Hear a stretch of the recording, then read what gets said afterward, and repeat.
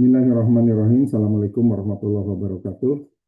Kita bertemu kembali dalam mata kuliah terakhir, mata kuliah Technopreneurship. Kali ini kita akan bahas tentang bagaimana konsep kelulusan dan konsep masa depan Technopreneurship. Ya. Kita akan lihat sebentar. Oke.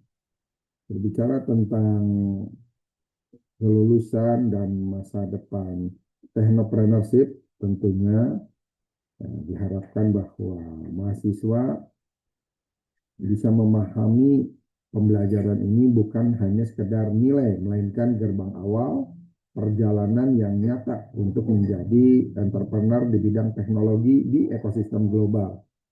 Selanjutnya, diupayakan untuk mendapatkan kompetensi utama, yaitu bagaimana exit strategi yang tepat atau strategi keluar yang tepat, lalu resilience ya, yang berbasis ketahanan menghadapi berbagai kegagalan, lalu juga bagaimana mengidentifikasi megatrend teknologi masa depan, serta menyusun roadmap karir profesional. Apakah karirnya diorientasikan untuk menjadi technopreneurship yang murni, berbisnis, ataupun karirnya dibangun dalam penguatan karir profesional sebagai individu profesional. Bagaimana relevansinya technopreneurship ini dengan nilai keislaman dan terutama konsep yang dibangun di Universitas Muhammadiyah Bandung? Tentunya technopreneurship yang dipersepsikan dalam pembelajaran kita ini adalah technopreneurship berbasis kemajuan, di mana ada pendekatan-pendekatan yang sejalan dengan nilai-nilai kemuhammadiyahan, yang tentunya tidak lepas dari unsur-unsur atau nilai-nilai, di antaranya nilai keislaman berupa integritas dan kejujuran dalam berbisnis, lalu juga nilai kemanfaatan akan kemaslahatan umat, sehingga solusi teknologi yang kita tawarkan bermanfaat bagi halayak ramai. Dan yang terakhir, kemandirian, membangun kedaulatan ekonomi berbasis inovasi. Di sisi lain, dimulai dari memahami exit strategi, di mana exit strategi ini merupakan rencana bagaimana founder dan investor akan mendapatkan pengembalian investasi atau return-nya yang direncanakan sejak awal. Mengapa hal ini menjadi sangat krusial? Karena akan memberikan kejelasan tujuan jangka panjang dan menjadi roadmap, ya, peta jalan bagi peningkatan finansial. Selanjutnya juga menjadi daya tarik utama bagi investor profesional untuk memaksimalkan valuasi perusahaan. Konsep exit strateginya diantaranya dengan MNI atau IPO. MNI ini diistilahkan merger and acquisition, ya, di mana merger dan acquisition adalah proses penggabungan atau juga pengakuisisian suatu perusahaan dengan perusahaan lain, biasanya untuk meningkatkan kekuatan pasar. Ya. Di dalamnya juga memperluas jangkauan bisnis. Merger dipahami dalam konteks yang lebih khusus adalah penggabungan dua atau lebih perusahaan menjadi satu entitas baru, di mana perusahaan-perusahaan tersebut meleburkan diri dan membentuk perusahaan baru. Sementara akuisisi, ya istilahnya mengakuisisi, ya, mengakuisisi satu perusahaan oleh perusahaan lain, di mana perusahaan yang diakuisisi menjadi anak perusahaan atau bagian dari perusahaan induk. Ya. Sementara IPO atau Initial Public Offering, ini sebuah konsep yang menawarkan atau proses penawaran saham kepada publik, ya, pertama kali untuk sebuah perusahaan, biasanya untuk meningkatkan modal, meningkatkan visibilitas dan meningkatkan kredibilitas. Jadi IPO merupakan salah satu cara bagi perusahaan teknologi untuk meningkatkan dana dan pengembangan bisnis. Misalkan pengembangan bidang produksi, pengembangan bidang layanan, pengembangan produknya sendiri, atau pengembangan teknologi baru. Lalu juga dengan IPO ini meningkatkan tim dan sumber daya manusia serta meningkatkan pemasaran dan promosi. Nah, jenis-jenis merger ada horizontal, ya merger dengan bisnis yang serupa, misalkan GoTo ya, GoTo itu lahir dari Gojek dan Tokopedia. Ya. Lalu juga merger vertikal, ya, integrasi antara sistemik rantai pasok ya. Di dalamnya tentunya ada upaya memastikan rantai pasok di sebuah ekosistem bisnis. Atau juga konglomerasi. Ya, ini berbasis diversifikasi bisnis dengan perluasan apa namanya tipe bisnis itu sendiri. Bagaimana pertimbangan founder terhadap M&A ini atau merger and acquisition ini? Pertama, mempertimbangkan kesamaan atau keselarasan budaya atau cultural fit ya, atau juga mempertimbangkan autonomi ya, di mana tingkat kendali pasca merger ini dipertimbangkan sebuah apa namanya sebuah analisa kuat ya, apakah semakin terkontrol ataupun semakin memiliki akselerasi. Dan yang terakhir, retention ya, berupa paket untuk tim kunci mengembangkan bisnis itu sendiri. Nah, inisial public offering ini tadi sudah dijelaskan, merupakan proses transformatif dari perusahaan private menjadi perusahaan yang terbuka. Misalkan contohnya Bukalapak tahun 2021, ya, tes IPO pertama di Bursa Efek Indonesia. Lalu juga GoTo ya, tadi gabungan antara Gojek dan Tokopedia Group ya. Ini IPO terbesar di ya, Bursa Efek Indonesia tahun 2022. Selanjutnya berbicara tentang ketangguhan atau resilience ya. Ini bagi seorang entrepreneur sejati bagaimana mendapatkan pembelajaran dari berbagai kegagalan. Menurut data ada 90% startup yang mengalami kegagalan sehingga ada sebuah konsep yang disebut framework bounce back di mana di dalamnya mengandung beberapa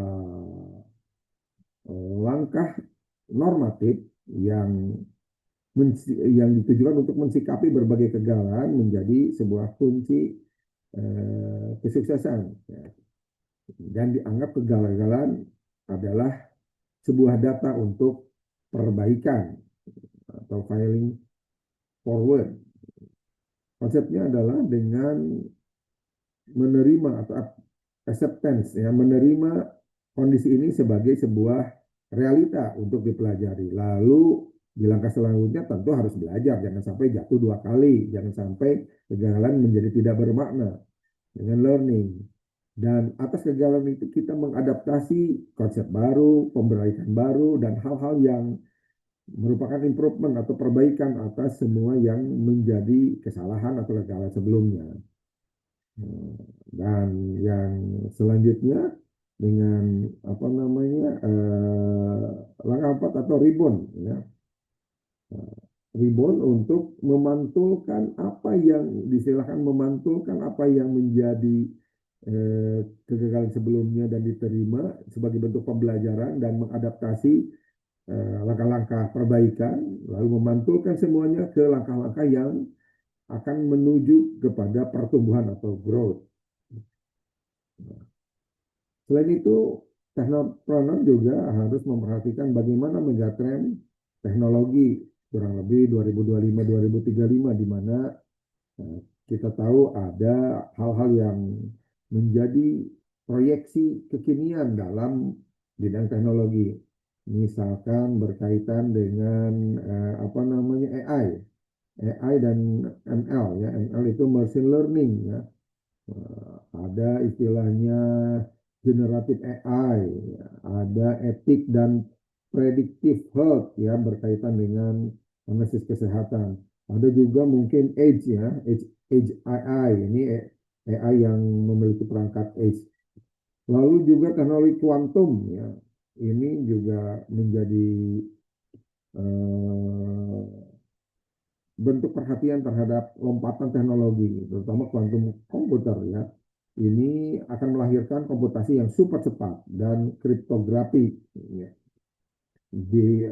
Biasanya juga kalau kriptografi ini berkaitan dengan tumbuhnya aplikasi-aplikasi, baik bidang kriptografi ataupun juga material science dan farmasi.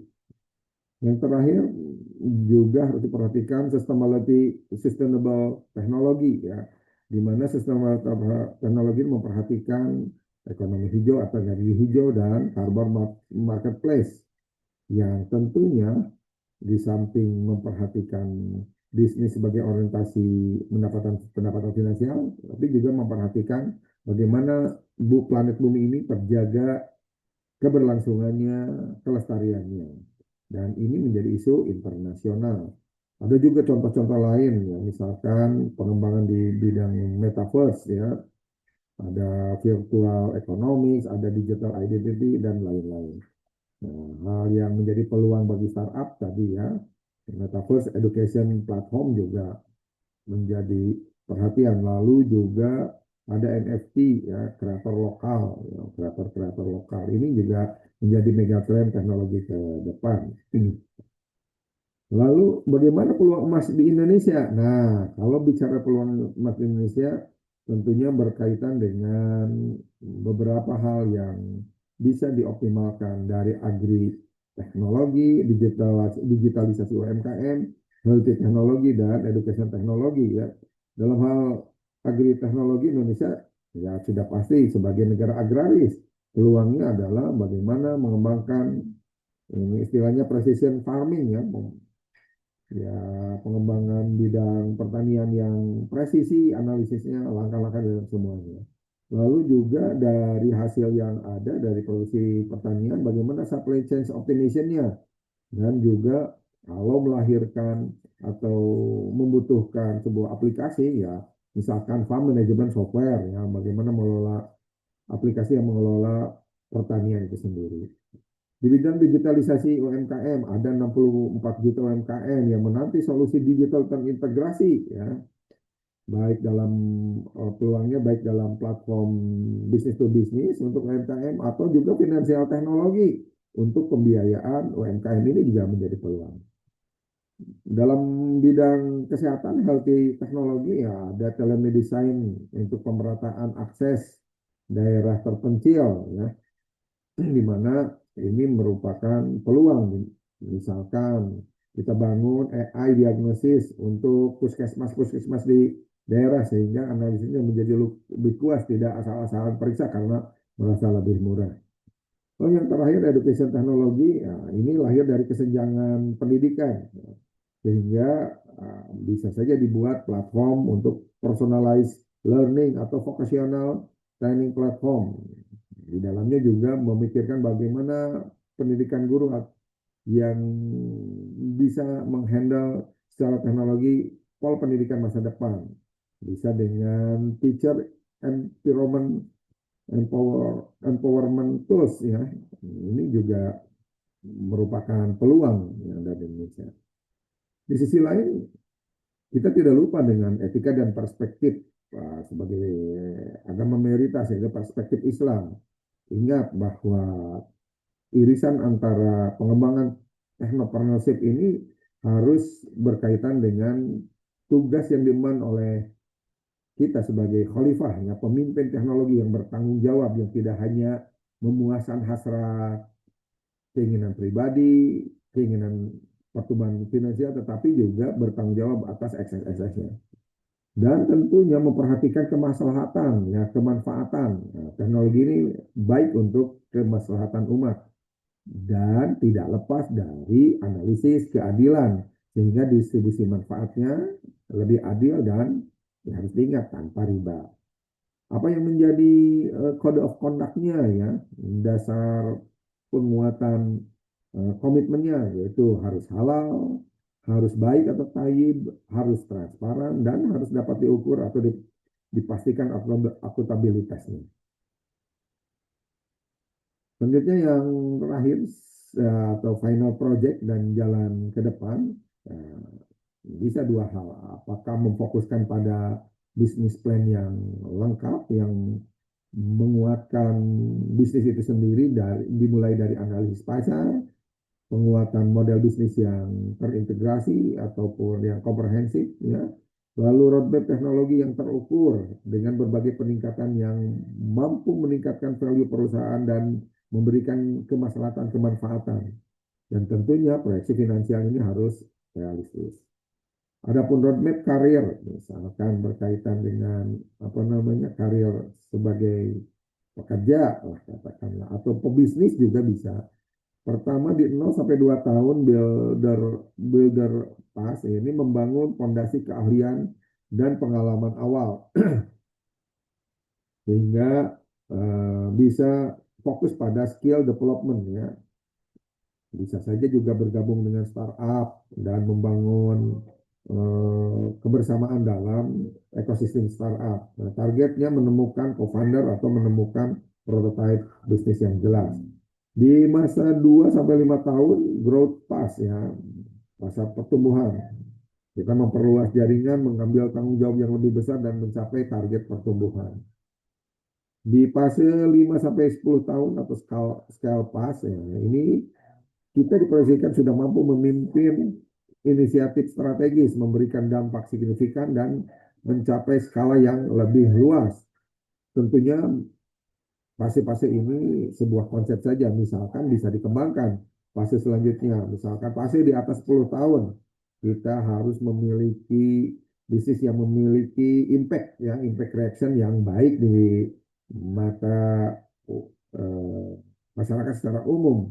Lalu juga melanjutkan langkah-langkah untuk menciptakan generasi teknopreneur yang lebih handal sebagai mentorship, lalu juga bisa membangun sebuah ekosistem, ya, ekosistem teknopreneur yang lebih baik sehingga memiliki dampak dalam sosial impact, lalu juga memiliki kemanfaatan bagi mentoring next generation. Ya, pada prinsipnya hal yang harus diperhatikan sebagai teknopreneur adalah jadilah teknopreneur yang tidak hanya sukses secara materi, tetapi juga bermakna bagi masyarakat secara spiritual dan sosial. Ya. Demikian pembahasan kita kali ini tentang kelulusan dan masa depan teknopreneurship. Semoga bermanfaat. Terima kasih. Assalamualaikum warahmatullahi wabarakatuh.